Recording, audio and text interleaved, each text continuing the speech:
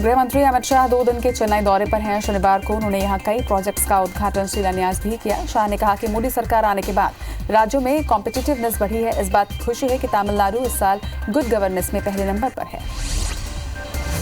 चेन्नई में सभा को संबोधित करते हुए अमित शाह ने कांग्रेस और डीएमके पर जमकर हमला बोला। उन्होंने कहा कि डीएमके और कांग्रेस 10 सालों तक केंद्र में थे।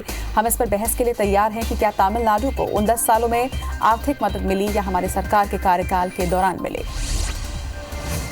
प्रधानमंत्री नरेंद्र मोदी ने पंडित दीनदयाल पेट्रोलियम विश्वविद्यालय के दीक्षांत समारोह में छात्रों को संबोधित किया। इस दौरान पीएम ने मोनोक्रिस्टलाइन सोलर फोटोवोल्टाइक पैनल के 45 मेगावाट के उत्पादन संयंत्र का ऑनलाइन उद्घाटन किया। दीक्षांत समारोह को संबोधित करते हुए पीएम मोदी ने कहा कि आज देश अपने कार्बन फुटप्रिंट को 30 से 35% तक कम करने के लक्ष्य के साथ आगे बढ़ रहा है। हमारा प्रयास है कि इस दशक में अपनी ऊर्जा जरूरतों में नेचुरल गैस की हिस्सेदारी को 4 गुना तक बढ़ाया जाए। जम्मू और कश्मीर के राजौरी जिले के नौशेरा सेक्टर में पाकिस्तान द्वारा किए संघर्ष विराम उल्लंघन में सेना के एक जवान की जान चली गई। हवलदार पाटिल संग्राम शिवाजी ने आज राजौरी जिले के नौशेरा सेक्टर में पाकिस्तान द्वारा संघर्ष विराम उल्लंघन में अपनी जान गंवाई। मुख्यमंत्री भूपेश बघेल ने एमपी में लव जिहाद कानून को लेकर की जा रही तैयारी पर तंज कसा है। उन्होंने कहा कि कुछ लोग शादी कर रहे हैं और इसे लेकर कानून बनाया जा रहा है। सीएम भूपेश ने सवाल किया कि भाजपा नेताओं पर लव जिहाद लागू होगा क्या, और क्या वे सुब्रमण्यम स्वामी या मुरली मनोहर जोशी के परिवार पर भी लागू होगा। सीएम भूपेश बघेल ने आज अपने निवास कार्यालय में मछुआरा सम्मेलन आयोजित किया।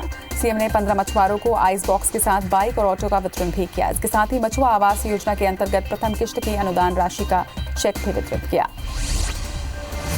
मत्स्य दिवस पर सीएम हाउस में हुए कार्यक्रम में मुख्यमंत्री भूपेश बघेल ने कहा कि मछली पालन को भी खेती का दर्जा मिलना चाहिए। इसके लिए उन्होंने कृषि विभाग को प्रस्ताव बनाने के निर्देश भी दिए। इसके साथ ही उन्होंने बीजेपी पर निशाना साधा और कहा कि राम मंदिर का शिलान्यास किया, लेकिन किसी केवट को समारोह में नहीं बैठाया। केवट को सिर्फ वोट बैंक मानती रही बीजेपी सरकार।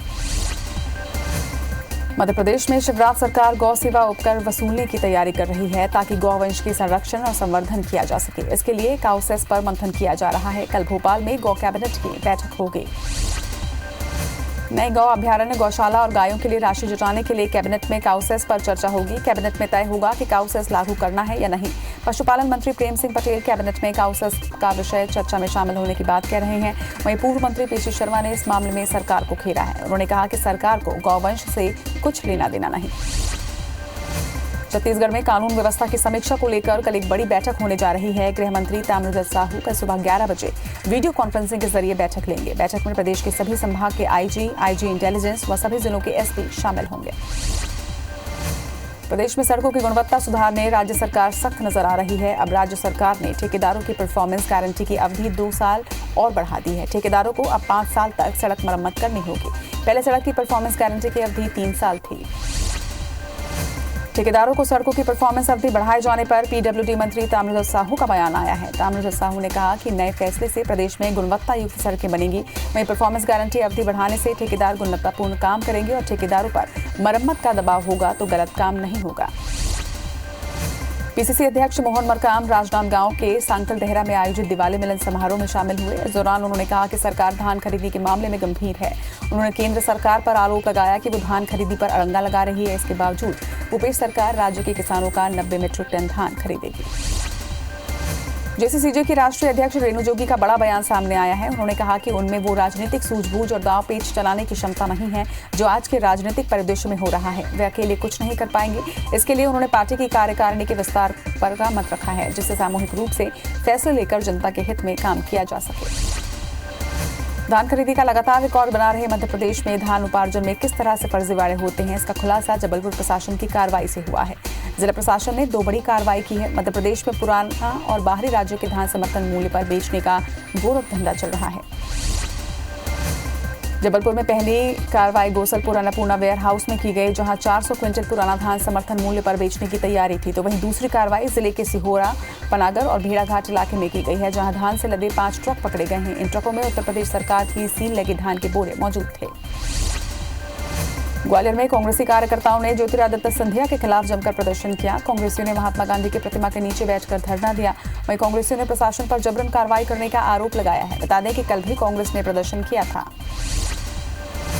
रायपुर जिले की सीमा पर कोरोना टेस्ट कराने वाले प्रस्ताव को खारिज कर दिया गया है। सीएमएचओ मीरा बघेल द्वारा दूसरे जिलों से आने वाले लोगों का बॉर्डर पर कोरोना टेस्ट कराने का प्रस्ताव दिया गया था, जिसे प्रवेश मार्ग में ट्रैफिक जाम की आशंका के चलते खारिज कर दिया गया।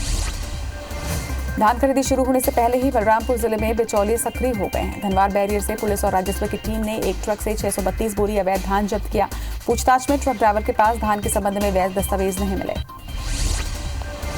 चित्रकूट विधायक नीलांशु चतुर्वेदी ने हनुमानधारा पहाड़ी में बने रोपवे का निरीक्षण किया। इस दौरान उन्होंने 9 लोगों को काम से निकालने पर रोपवे कंपनी के अधिकारियों को जमकर लताड़ लगाई। इसके साथ ही स्थानीय युवाओं को रोजगार न देने पर रोपवे में ताला लगाने की चेतावनी भी दी है। धमतरी जिले के कंडेल गांव के उप सरपंच और पंच ने ग्राम सचिव को हटाने की मांग की है। पंचों के साथ ग्रामीणों का कहना है कि सचिव पंचायत संबंधित जानकारी मांगने पर ठीक से बात नहीं करते और हमेशा मनमानी पर उतर आते हैं। कटनी के बहुरी बंद बाकल में खेल मैदान नहीं होने से सैकड़ों युवाओं ने पंचायत भवन के सामने धरना प्रदर्शन किया और सरपंच सचिव के खिलाफ नारेबाजी की। युवाओं का कहना है कि आदर्श ग्राम होने के बाद भी यहां खेल मैदान नहीं है, जिससे उन्हें आर्मी, पुलिस भर्ती और अन्य खेलों की तैयारी करने में परेशानी होती है।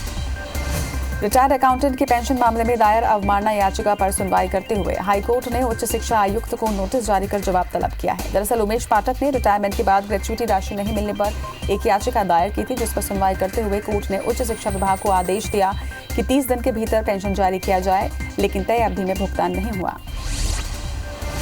जगदलपुर नगर निगम की सामान्य सभा की बैठक बीते मार्च से अब तक नहीं हो पाई है, जिसके चलते कई विकास कार्य अटके हुए हैं। बीजेपी पार्षदों ने आरोप लगाया कि महापौर आयुक्त की उदासीनता की वजह से बैठक नहीं हो पा रही है। तो वहीं निगम के अध्यक्ष ने कहा है कि पिछली बैठकों में जिन विकास कार्यों का अनुमोदन किया गया था, उनके कार्य प्रगति पर हैं। महासमुंद में पुलिस की टीम ने दलालों पर बड़ी कार्रवाई की है। पुलिस ने दलाल के चंगुल से करीब 100 मजदूर और 30 बच्चों को छुड़ा लिया है। आरोपी दलाल सभी मजदूरों और बच्चों को पिथौरा से उत्तर प्रदेश लेकर जा रहा थे। वहीं कार्रवाई के बाद पुलिस ने मामला श्रम विभाग को सौंप दिया है। सतना के शासकीय डिग्री कॉलेज के अतिथि विद्वान वेतन वृद्धि की मांग को लेकर 3 दिनों से हड़ताल पर हैं। अतिथि विद्वानों का कहना है कि वो लगातार मानदेय बढ़ाने की मांग कर रहे थे, लेकिन आश्वासन के बाद भी कोई सुनवाई नहीं हुई। इंदौर के सायाजी क्लब पर सदस्यों के साथ धोखाधड़ी करने का आरोप लगाया है। सायाजी क्लब को होटल में मर्ज करने सहित अन्य आरोप लगाते हुए एक पूर्व सदस्य ने जिला कोर्ट में सिविल केस दायर किया है, जो अभी विचाराधीन है। जांजगीर चांपा के कुरमो गांव में एक व्यक्ति को घर में लाश मिली है। सूचना पर पहुंची पुलिस ने हत्या की आशंका जताई। इसके साथ ही मामला दर्ज कर पुलिस संदेहियों से पूछताछ कर रही है।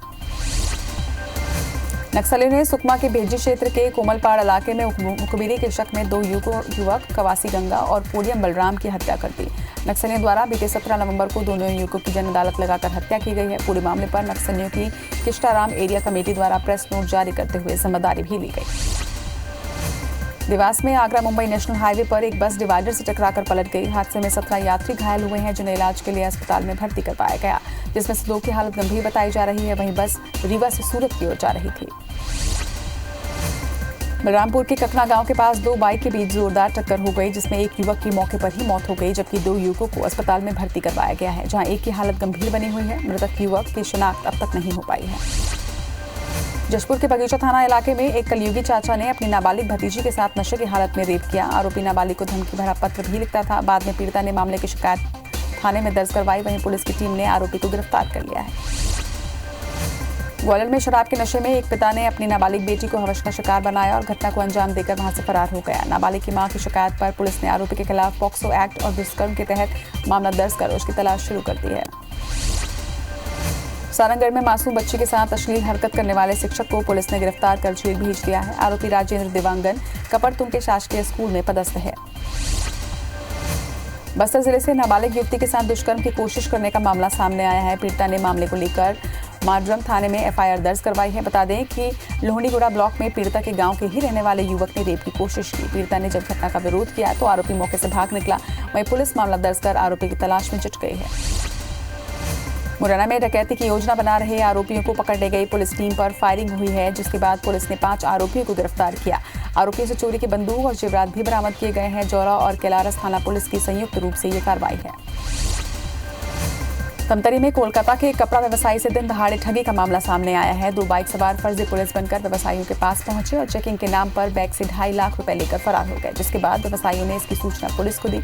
इधर कोतवाली पुलिस ने मामला दर्ज कर आरोपियों की तलाश शुरू कर दी है। रीवा के संजय गांधी अस्पताल में डॉक्टर और नर्स से उपद्रवियों ने मारपीट के साथ ही अस्पताल में तोड़फोड़ कर नुकसान पहुंचाया। देर रात 2 बजे बोलेरो में सवार 12 से ज्यादा उपद्रवियों ने हंगामा भी किया। वहीं पुलिस ने इस मामले में 3 आरोपियों को गिरफ्तार कर लिया है।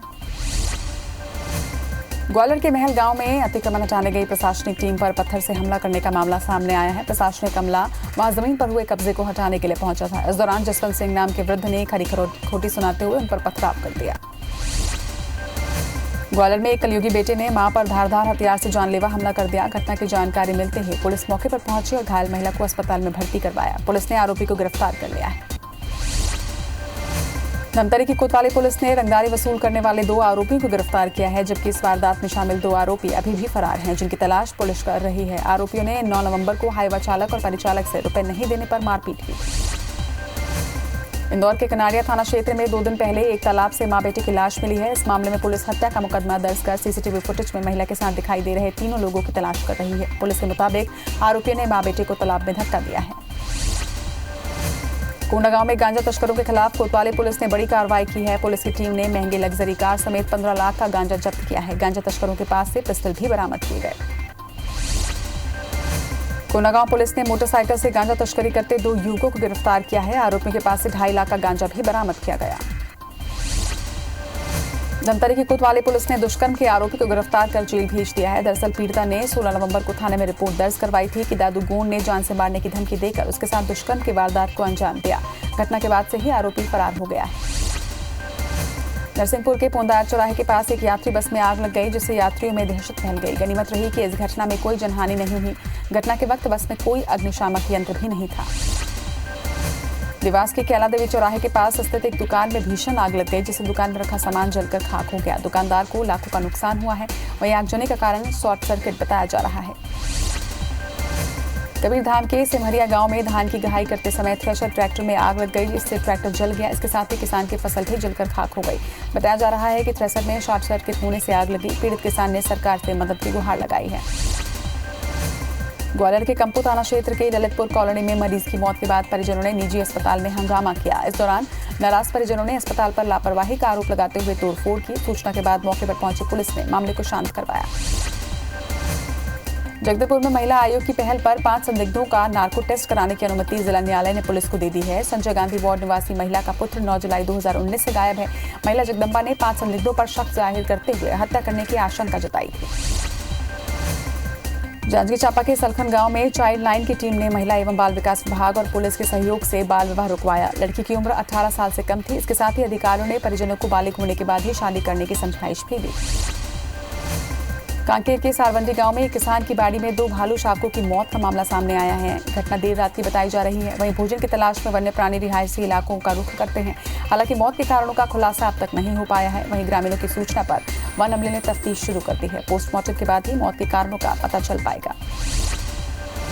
हटा के जरारू धाम में केंद्रीय मंत्री प्रहलाद पटेल की उपस्थिति में अन्नकूट पूजन और दिवाली मिलन समारोह का आयोजन किया गया। कार्यक्रम की शुरुआत गौवंश की पूजा के साथ हुई। मंत्री पटेल ने समारोह में उपस्थित कार्यकर्ता और जनप्रतिनिधियों को दिवाली की शुभकामनाएं दी। भोपाल के गांधी मेडिकल कॉलेज से संबंध हमीदिया और एक निजी अस्पताल में कोवैक्सीन के 3रे चरण का क्लिनिकल ट्रायल होगा। प्रत्येक वॉलंटियर को कोवैक्सीन के 2 डोज 28 दिन में दिए जाएंगे। ट्रायल में शामिल वॉलंटियर की 3 महीने तक निगरानी की जाएगी। भारत बायोटेक और ICMR की कोवैक्सीन के पहले 2 चरण का क्लिनिकल ट्रायल पूरा हो चुका है। झाबुआ के उदयगढ़ की रिया सोनी के क्रिकेटर सचिन तेंदुलकर ने जुगाड़ से बनाए हैंड वॉश मॉडल के लिए प्रशंसा की है। यूनिसेफ के सहयोग से रिया ने कबाड़ से जुगाड़ कर सैनिटाइजेशन के लिए हैंड वॉश बनाया था। मुख्यमंत्री शिवराज के बाद सचिन से मिली प्रशंसा ने उसे रातों रात स्टार बना दिया है। सचिन ने अपने ट्विटर अकाउंट पर रिया से बातचीत का वीडियो भी शेयर किया है। कोरोना के बढ़ते केस को देखते हुए अंबिकापुर में सामाजिक संस्था कैट ने 1 लाख मास्क बांटने का निर्णय लिया है। मास्क वितरण के पहले दिन सरगुजा रेंज के IG रतनलाल डांगी ने शहर के विभिन्न चौक चौराहों में जाकर लोगों को मास्क बांटा और लोगों से मास्क लगाने की अपील की।